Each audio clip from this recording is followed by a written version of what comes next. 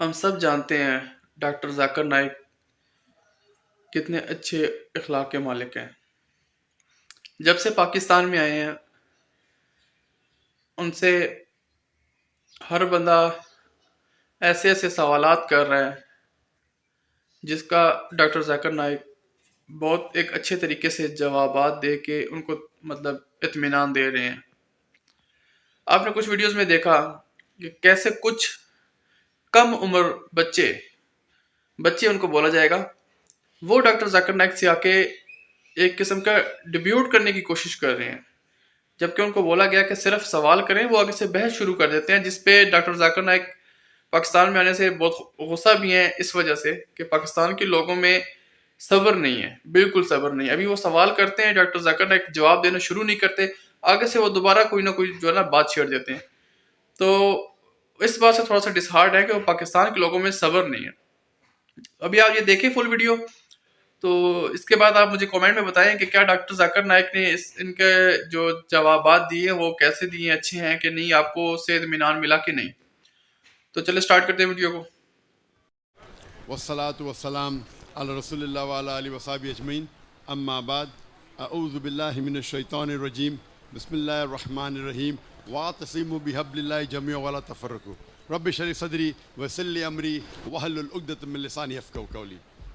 میرے محترم مشائخ، میرے محترم بزرگوں اور میرے عزیز بھائیوں، السلام علیکم ورحمۃ اللہ وبرکاتہ۔ مجھے بے حد خوشی ہو رہی ہے کہ میں پاکستان کی سرزمین پہ ہوں، اور خصوصاً لاہور کی، اور الحمدللہ میرا ایک تصور تھا، میں کئی پاکستانیوں سے پاکستان کے باہر ملا ہوں۔ اس کے پہلے میں کہنا چاہتا ہوں، جیسے آپ جانتے ہیں میری تعلیم انگریزی میں ہوئی ہے، تو اگر اس اردو کی چھوٹی سی تقریر میں غلطیاں ہوں گی تو اس کے لیے معذرت چاہتا ہوں۔ جو مجھے تصور تھا، جو پاکستانیوں سے ملتا تھا میں پاکستان کے باہر گلف کنٹری میں، چاہے Dubai, Saudi Arabia, Kuwait, Qatar, you کے، تو میرے ذہن میں تصور تھا میں پاکستان میں آؤں گا تو مجھے ایسا استقبال ہوگا، لیکن وہ تصور غلط ثابت ہوا۔ یہاں ماشاءاللہ 10 گنا زیادہ استقبال ہوا جو میرے ذہن میں تھا۔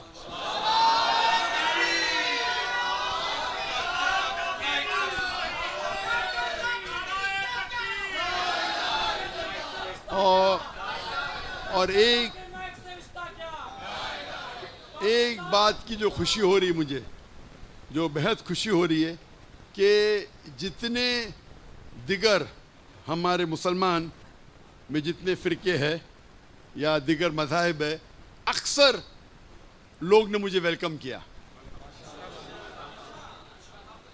اگر ہم اللہ کے رسول کی سیرت پڑھتے ہیں، ہمیں پتہ چلتا ہے کہ ہر صحابہ سوچتا تھا کہ اللہ کے رسول اس سے سب سے زیادہ محبت کرتے۔ تو جس طریقے سے شیخ ہشام الہی ظہیر صاحب نے فرمایا کہ ہمیں دعوت دینا چاہیے اللہ کی طرف، کوئی گروہ کی طرف نہیں، کوئی فرقے کی طرف نہیں، ہمیں دعوت دینا چاہیے اللہ اور اللہ کے رسول کی طرف۔ اور جو قرآن کی آیت میں نے شروع میں تلاوت کی، وَاعْتَصِمُوا بِحَبْلِ اللَّهِ جَمِيعًا وَلَا تَفَرَّقُوا، کہ اللہ کی رسی کو مضبوطی سے پکڑیے۔ اللہ کی رسی ہے قرآن اور صحیح حدیث، اور آپس میں نہ بٹے۔ اور اگر ہم بڑے علماء کے نسبت میں رہتے ہیں تو پتہ چلتا ہے فرق کیا ہے، کیونکہ میں جب شاگردوں سے ملتا ہوں اور جب بڑے بڑے علماء سے ملتا ہوں، چاہے وہ اہل حدیث کے ہو، دیوبند کے ہو، یا چاہے ندوہ کے ہو، تو فرق یہ معلوم پڑتا ہے کہ ان لوگ دعوت دیتے اللہ کی طرف، اپنی طرف نہیں۔ جب اللہ کی طرف آپ دعوت دیں گے، اللہ تعالیٰ آپ کا عہدہ بڑھائیں گا۔ اپنی طرف دیں گے تو کوئی فائدہ نہیں، شاید دنیا میں آپ کو تھوڑا فائدہ ہو، آخرت میں نہیں۔ اور اگر دعوت دیں گے قرآن کی طرف دو۔ اگر آپ مدینہ سے فارغ ہیں اور کہتے ہیں مدنی مجھے کوئی اعتراض نہیں، آپ دیوبند سے فارغ ہیں، دیوبندی کہتے کوئی اعتراض نہیں، لیکن قرآن میں کیا لکھا ہے؟ قَالَ إِنَّنِي مِنَ الْمُسْلِمِينَ، کہو کیا مسلم ہے۔ آج کے تاریخ میں مسلمان 25% ہے، سب جگہ ہم پیٹے جا رہے. آپ اگر 8ویں اور 9ویں صدی کی تاریخ پڑھیں گے، یورپین کہتے ڈارک ایج، اندھیرے کا دور. لیکن مسلمان جو ترقی کیا تھا اس وقت سائنس اور ٹیکنالوجی میں، اگر آپ کو سائنس سیکھنا ہے تو فرض تھا آپ کو عربی زبان سیکھے. مسلمان عروج پہ تھے، کم تھے. آج ہماری تعداد زیادہ ہے، جو حدیث اللہ کے رسول کی ہے. اللہ کے رسول فرماتے ہیں کہ ایک وقت آئے گا جب سب مسلمان پہ ٹوٹ پڑیں گے. تو صحابہ پوچھتے کیا ہماری اقلیت ہوئیں گی، کیا ہم کم ہوئیں گے تعداد میں؟ اللہ کے رسول کہتے نہیں، ہماری تعداد زیادہ رہیں گی لیکن ہم جھاگ کی طرح رہیں گے، فروت، کوئی فائدہ نہیں. یہ حالت ہے. 25%، 2 بلین سے زیادہ. ہمیں فٹ بال کی طرح مارا جا رہا ہے سب جگہ. وہ یہ نہیں دیکھتے آپ حنفی ہے کہ حنبلی ہے کہ شافعی ہے کہ سلفی ہے کہ دیوبندی ہے، مسلمان مارو. اور ہم آپس میں جھگڑا کرتے. اگر ہم ایک ہو جائیں گے اور اللہ کے رسول کی اطاعت کریں گے، قرآن اور صحیح حدیث پہ عمل کریں گے، تو دیکھیں گے ہم پھر سے عروج پہ جائیں گے. میں صرف ایک بات کہنا چاہتا ہوں کہ جب آپ دعوت دیتے، ہم دیکھیں گے جتنے دیگر فرقے ہیں اس میں 95% یکسانیت ہے، 3، 4 یا 5% اختلاف ہے. جو قرآن کی آیت ہے، ماسٹر کی آف دعویٰ، میں ہمیشہ کہتا ہوں، سورہ عمران سورہ نمبر 3 آیت نمبر 64، تعالوا الی کلمۃ سواء بین وبینکم، آؤ ہم اس بات کی طرف جو آپ اور ہم میں یکساں ہے. جب غیر مسلمان سے یہ فارمولہ استعمال کرتے، ہم مسلمان میں بھی اختلاف ہے تو فارمولہ استعمال کرو.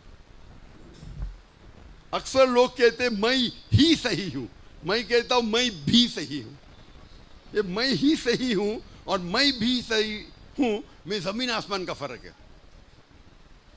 اور ایک بات آپ سمجھیے کہ آپ جب دعوت دیتے، کچھ چیز ہوتی ہے فرض، کچھ چیز ہوتی ہے افضل، مستحب. اکثر جو اختلاف ہے وہ افضلیت پہ ہے. نماز کیسا پڑھنا چاہیے؟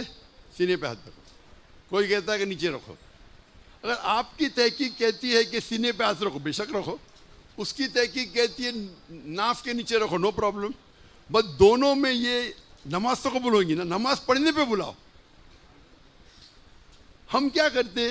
افضلیت کی پہ جھگڑا کرتے اور فتنہ کرتے. قرآن میں لکھا ہے فتنہ قتل سے زیادہ خراب ہے. میں یہ نہیں کہتا ہوں کہ آپ جہاں آپ کو عمل کرنا ہے، میں عمل میں بہت شدت ہوں. آپ جانتے نہیں مجھے، اکثر لوگ، جب میں عمل میں بہت شدت ہوں، کوئی بھی ہو تو میں ہٹتا نہیں ہوں. دیکھو پینٹ پہنتا ہوں، میرا ٹراؤزر ٹھکنے کے اوپر ہے. اختلاف ہے، کچھ کہتے کہ سنت ہے، کچھ کہتے فرض ہے.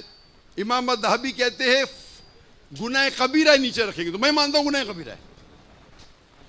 میں لیکن ٹھوسوں گا نہیں. آپ کہتے سنت ہے، نو پرابلم، ارے سنت تو فالو کرو.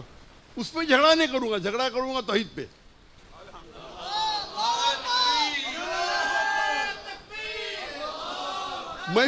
میں سوٹ پہنتا ہوں اسی لیے نہیں کہ میں ہینڈسم لگتا ہوں، مجھے سوٹ پسند نہیں. لیکن کیوں غیر مسلمانوں میں دعوت کرتا ہوں تو جب سوٹ میں دیکھتے تو میرے سے متاثر ہوتے. یہ کون ہے سوٹ ٹوپی ٹھکنے کے اوپر جوکر لگتا ہے؟ تو میرا کام ہے دعوت دینا. لوگ کو غلط فہمی کہ ٹائی پہننا صحیح کی نشانی ہے. کدھر بھی بائبل میں لکھا ہے. ہمیں کچھ بھی حرام نہیں کرنا چاہیے دعوت دینے کے لیے، ایک بھی نہیں. مباح کر سکتے. اور جب آپ دعوت دیتے ہیں، خصوصاً مسلمان کے درمیان تبلیغ کرتے ہیں، تو افضلیت پہ جھگڑا مت کرو.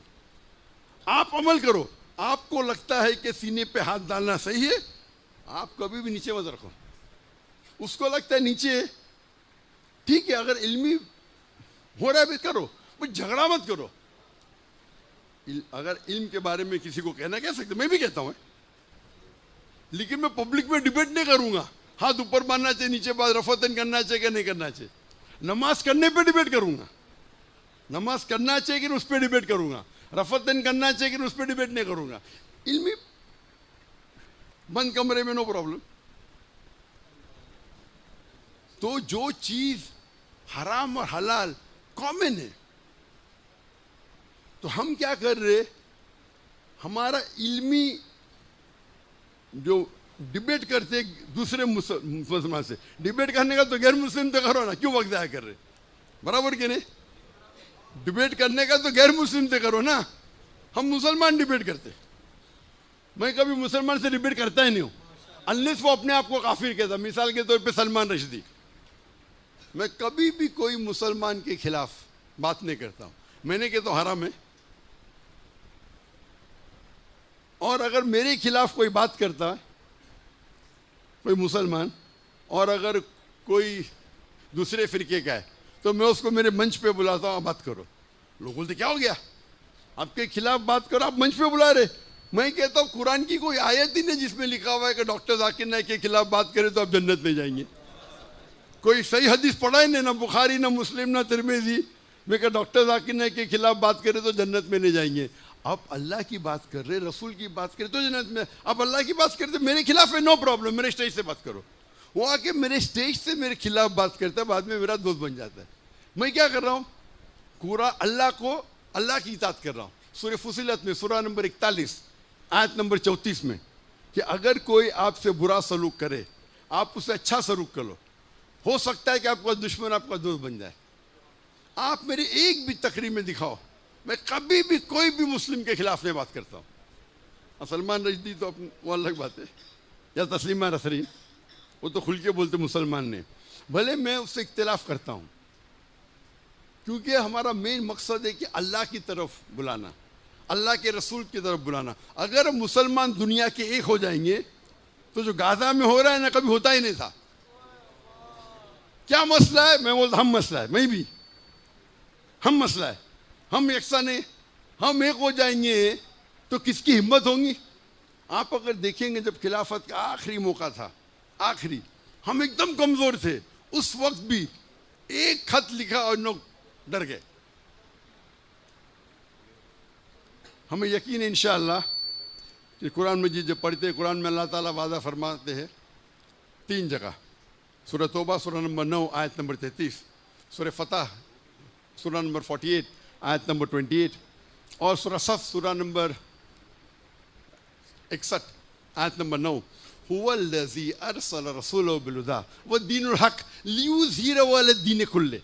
अल्लाह अपने आखिरी पैगंबर मोहम्मद सल्लल्लाहु अलैहि वसल्लम को भेजेंगे दीनुल हक के साथ, ताकि वो सारे दिनों पे गालिब हो, सारे मज़ाहिब पे गालिब हो, चाहे वो यहूदियत हो, ईसाइयत हो, हिंदुइज़म हो, बुद्धिज़्म हो, एथियज़म हो, सेकुलरिज़म हो, इस्लाम सारे दीगर मज़ाहिब पे गालिब होगा।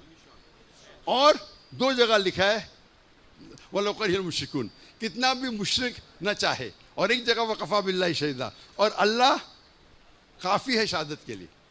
और हदीस में आता है, सही हदीस में, कि इंशाअल्लाह क़यामत के पहले हम मुसलमान 7 साल तक सारी दुनिया पे कुरान और सही हदीस के हिसाब से हम रूल करेंगे।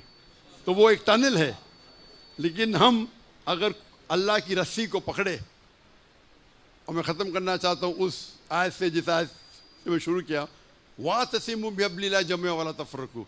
आप अल्लाह की रस्सी को, कुरान और सही हदीस को मजबूती से पकड़े, उस पर अमल कीजिए और आपस में न बटे। वाखिर दावाना अल्हम्दुलिल्लाहि रब्बिल आलमीन। डॉक्टर जाकिर नाइक हमेशा हर बंदे की सवाल का एक प्रॉपर जवाब देने की कोशिश करते हैं। जैसा कि उन्होंने पहले भी बताया था कि वो थोड़ा ना उर्दू बोलने में थोड़ा सा उनको हिचकिचाहट होती है, मतलब सही से बोल नहीं पाते हैं, कुछ वो कहते कुछ है, उनके कहने का मतलब कुछ होता है, तो कुछ बातों में कंफ्यूज हो जाते हैं। अदरवाइज डॉक्टर जाकिर नाइक एक बहुत अच्छे और हम्बल इंसान है। तो उम्मीद है आपको वीडियो अच्छी लगी होगी। वीडियो को लाइक करें, सब्सक्राइब करें चैनल को, और मिलते हैं नेक्स्ट वीडियो में।